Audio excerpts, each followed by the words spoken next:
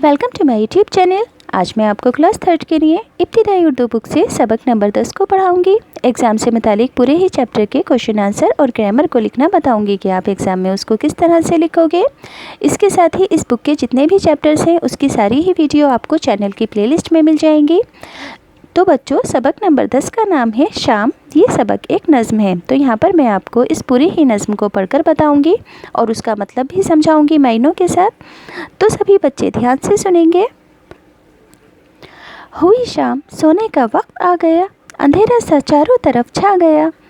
गया डूब पश्चिम में जब आफताब, उफक पर चमकने लगा महताब।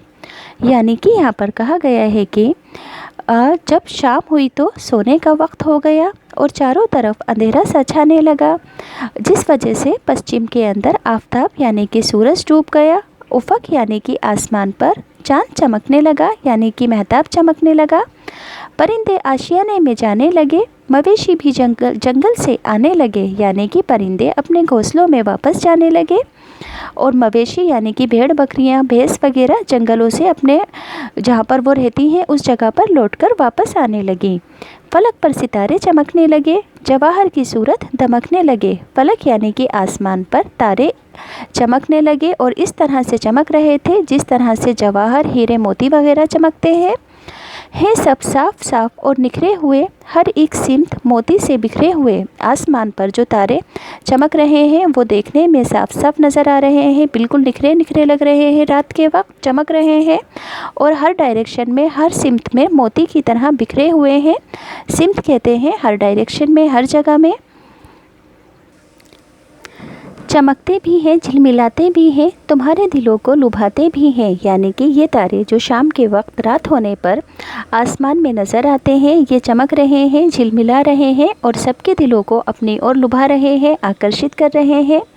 मुसाफिरों ने खोली सरा में कमर, है परदेस में जो यही उसका घर। यानी कि यहाँ पर कहा गया है कि रात होने पर जितने भी मुसाफिर हैं उन्होंने सरा यानी कि सराय खाने में जाकर ठहरने की ज़रूरत महसूस की, क्योंकि परदेस में किसी अनजान जगह में सराय खाना ही उनके ठहरने की जगह है, उनका घर है। किसान अपनी खेती से फारिग हुए, उठा हल को कंधे पे घर को चले। यानी कि शाम होते ही किसानों ने खेती के काम से अपने आप को फारिग कर लिया, फ्री कर लिया और हल को उठाकर अपने घर वापस चले गए। हुआ इस तरह सारा बाज़ार बंद कि आंखें करे जैसे बीमार बंद। यानी कि शाम होते ही सारा बाज़ार इस तरह से बंद हो गया जिस तरह से कोई बीमार अपनी आंखें बंद कर लेता है। चारों तरफ अंधेरा अंधेरा हो गया, ना आंधी ना अबर और ना गर्द व गुब्बार। मज़ा देती है आसमां की बहार। यानी कि शाम होते ही आसमान में ना आंधी थी, ना अबर था और ना ही धूल मिट्टी थी। तो ये जो मज़ा देती थी, तो आसमान बिल्कुल साफ़ सुथरा नज़र आ रहा था जो कि देखने में बहुत मज़े वाला लग रहा था। गर्ज ये कि दुनिया में आई है शाम, खुदा ने अजीब शे बनाई है शाम। यानी कि कहने का मतलब ये है कि दुनिया में जो शाम बनाई है अल्लाह ने, वो बहुत ही अजीब शे बनाई है, क्योंकि ये मंज़र बहुत ही दिलकश होता है, देखने में दिल को बहुत सुकून देता है। तो बच्चों, इस नज़्म को लिखा है शफ़ीउद्दीन नैयर ने। याद रहेगा, शाम नज़्म को किसने लिखा है? शफ़ीउद्दीन नैयर ने। सभी बच्चे ध्यान रखेंगे कि एग्ज़ाम में आपसे अल्फाज मायने भी पूछे जाएंगे, तो हैंड टू हैंड मेरे साथ लर्न करेंगे। लर्न करने का तरीका क्या है सभी बच्चों का? आपको हर लफ्ज़ को स्पेलिंग के साथ लिखकर याद करना है। इससे आपको उर्दू लिखनी और पढ़नी आ जाएगी। ध्यान रखोगे। कैसे याद करोगे? लिखकर स्पेलिंग के साथ। तो उफ़क़ कहते हैं आसमान का वे किनारा जहाँ ज़मीन और आसमान आपस में मिलते हुए नज़र आते हैं। आफताब कहते हैं सूरज को, महताब कहते हैं चाँद को, परिंद कहते हैं चिड़िया या उड़ने वाले जानवरों को, आशियाना कहते हैं घोंसले को, मवेशी कहते हैं पालतू जानवरों को, फलक कहते हैं आसमान को, जवाहर कहते हैं जौहर की जमा यानी कि कीमती पत्थरों को, सिमत कहते हैं तरफ या फिर डायरेक्शन को, सरा कहते हैं सराय या फिर ठहरने की जगह को, फारिग होना यानी कि किसी काम को पूरा कर लेना। हल कहते हैं एक औजार जिससे किसान ज़मीन जोतते हैं या ज़मीन को खोदते हैं। अबर कहते हैं बादल को, गर्द कहते हैं धूल को, गुब्बार कहते हैं धूल को, शे कहते हैं किसी चीज़ को। गौर करने की बात को ध्यान से सुनना। دن اور رات ملا کر 24 گھنٹے ہوتے ہیں۔ اس میں صبح اور شام کی خاص اہمیت ہے۔ صبح ہوتے ہی ہم اپنے کام پر لگ جاتے ہیں اور شام تک کام کرتے کرتے تھک چکے ہوتے ہیں، اس لیے ہمیں آرام کی ضرورت ہوتی ہے۔ خدا نے آرام کرنے کے لیے ہمیں شام جیسا انمول تحفہ دیا ہے۔ اس کا فائدہ چرند اور پرند بھی اٹھاتے ہیں، آرام کرتے ہیں۔ بچوں، ٹیکسٹ بک کے کوشچن آنسر ہیں۔ سوال نمبر 1، نظم میں شام ہونے کی کون سی نشانیاں بتائی گئی ہیں؟ جواب میں لکھو گے نظم میں شام ہونے کی کئی نشانیاں بتائی گئی ہیں، جیسے سورج کا پچھم میں ڈوبنا، چاند کا چمکنا، پرندوں کا گھونسلوں میں لوٹنا، مویشیوں کا جنگل سے لوٹنا وغیرہ۔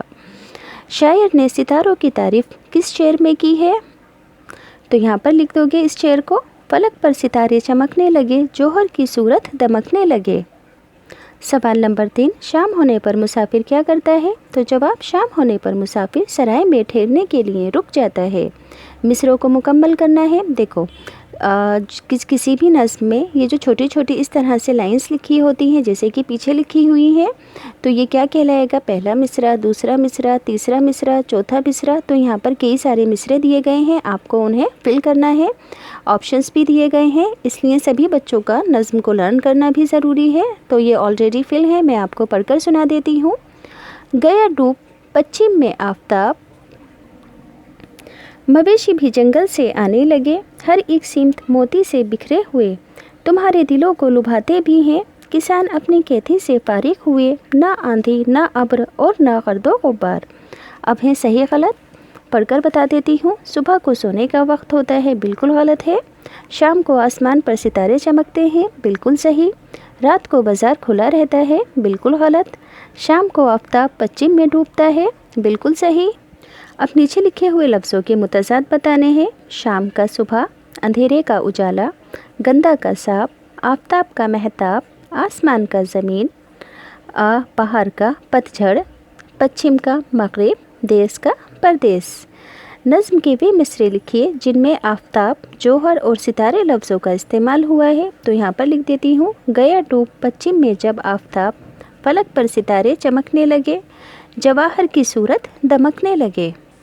سوال نمبر 8، ان مصرعوں کو ترتیب سے لکھنا ہے۔ یہاں پر یہ بے ترتیب لکھے ہیں، تو ترتیب سے لکھا ہے۔ افق پر مہتاب چمکنے لگا، ہے سب صاف صاف اور نکھرے ہوئے، ہوا اس طرح سارا بازار بند، کہ آنکھیں کر کے جیسے بیمار بند، نہ آندھی نہ ابر نہ گرد و غبار۔ یعنی کہ یہاں پر سب کچھ غلط لکھا ہے، آپ کو اس کو ٹھیک کر کے لکھنا ہے۔ اب نیچے الفاظ دیے جا رہے ہیں، ان میں سے اسم بتانا ہے۔ اسم کسے کہتے ہیں؟ کسی انسان کے نام کو، جگہ کے نام کو، کسی جانور کے نام کو اور کسی چیز کو۔ تو جنگل جگہ کا نام ہے، آشیا بھی کوئی جگہ ہے، مسافر کسی انسان کے لیے کہا گیا ہے، اور باقی سب تو۔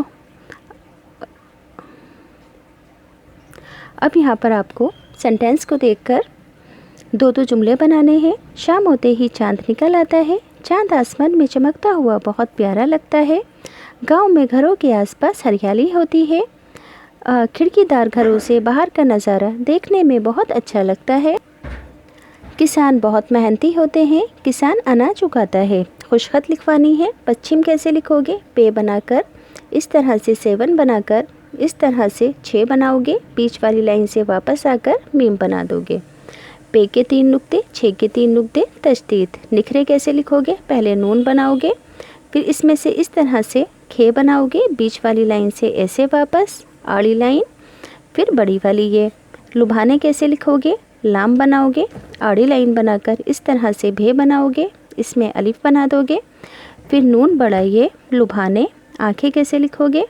الف مد آ، نون بناؤ گے، کھے بنا کر چھوٹی یہ بنا کے نون غنہ بنا دو گے، اسی طرح سے غرض غین بنا کے رے بنا دو گے، اور اس طرح سے آپ سواد بنا دو گے۔